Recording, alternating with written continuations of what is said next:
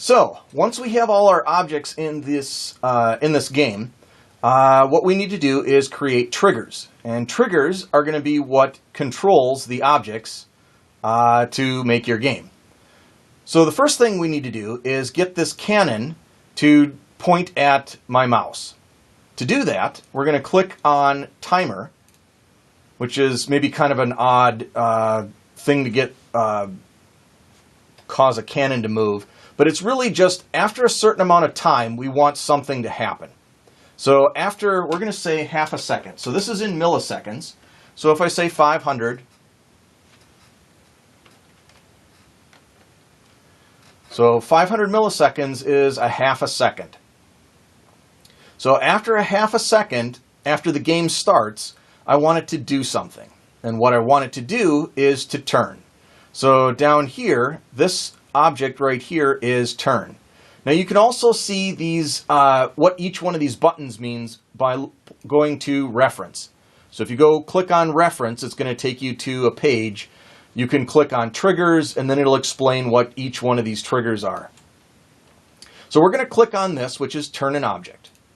You can also look up here and it will tell you what it is that it's expecting you to do. So it's expecting us to select a thing. There are four buttons over here. The first one is for a single object. The second one is for a team. The third one is for whatever is selected. And the fourth one is whatever is inside a region. Okay, we want to select a single object. So I'm going to click on the apple. And then I'm going to click on the cannon. Okay, and now our text up here says select goal. So the goal is where we want the cannon to point to.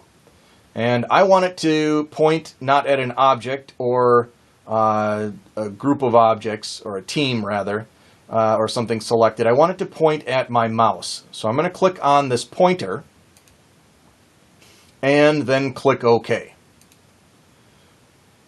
Now, if I save this, click Save All, and then click on Play Game, we should see our game. So this is what our game is going to look like. Click on Start, and level is 1. And now you can see the cannon points at the mouse.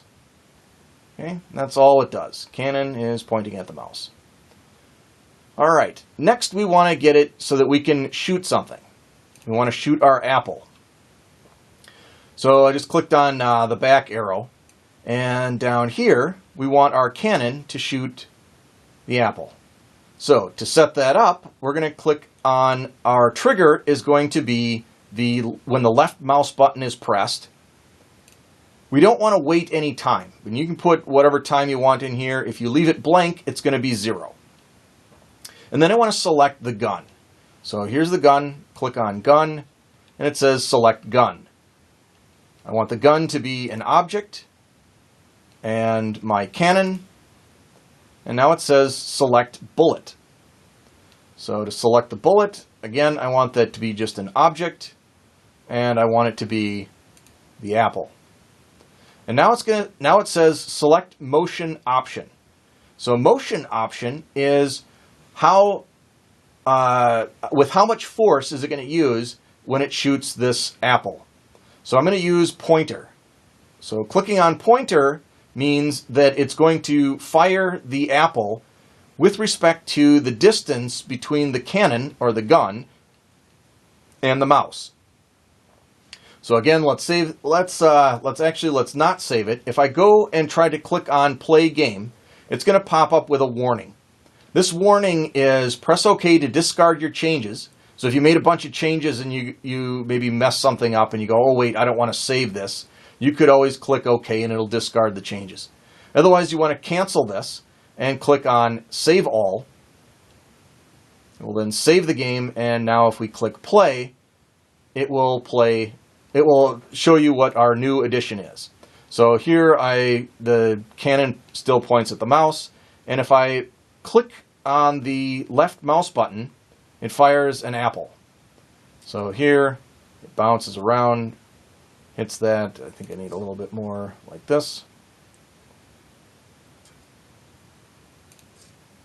Oh, it's way too hard.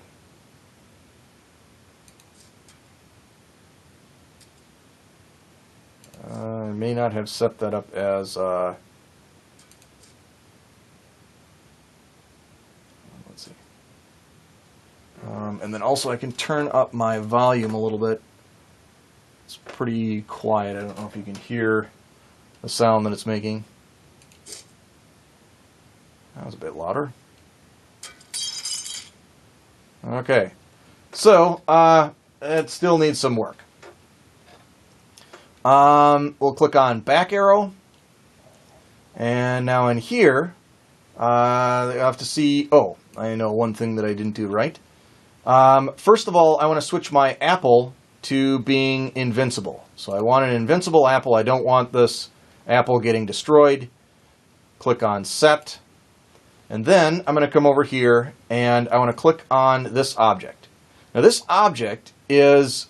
Oh, I do have it set up as invincible. I need to switch this to off of invincible, and also I want to change the health. I want to change that down to 1. I'm going to click on set. That way you just have to get an apple on here and it'll destroy it, and then you can win the game. The other thing I want to do is I also want to change this to being an object, or I want to change the team of this green object. And I'm going to change the team to green. Again, click on set. Click on set down here. And that will set this to green.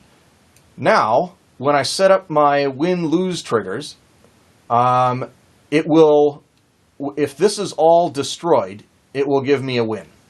So to do that, I will click on this skull and crossbone, which is if it's dead.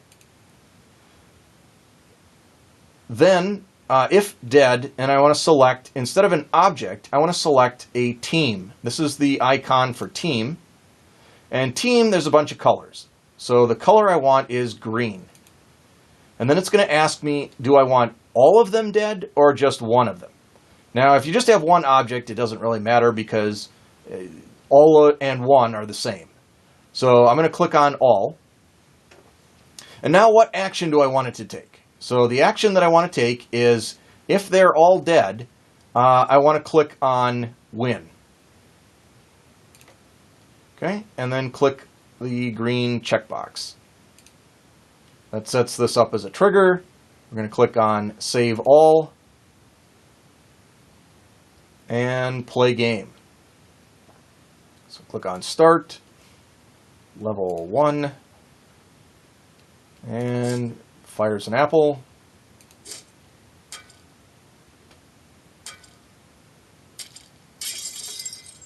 There we go. Click OK. So there's your there's the first game. So once I have this game completed, I could go back. We'll go back to edit game, and in here, if I wanted to create another level, I could go here and create another level. If I wanted to go back and sometime later re-edit this level 1, I click on level 1. It will take me back to this level. I can add in maybe another green box up here of team green. And then if all of them are destroyed, then it will win the game. If only one of them is destroyed, it won't win. And that way I can set up multiple objects, not just one. But as far as this game is concerned, this is good enough for our first game.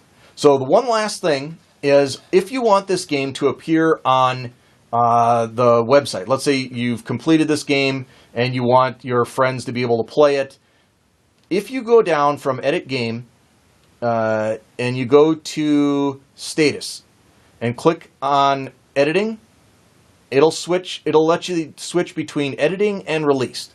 So click on Released and click Save. Now, if I go to All Games and scroll down, you can see, actually I've got a few of these in here. This is the game that I just created. Anybody can click on this. It will load the game into this play window, You can click Start, 1, and anybody can play your game.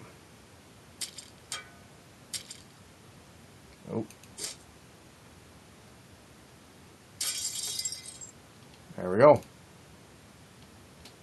All right, that's the end of this tutorial.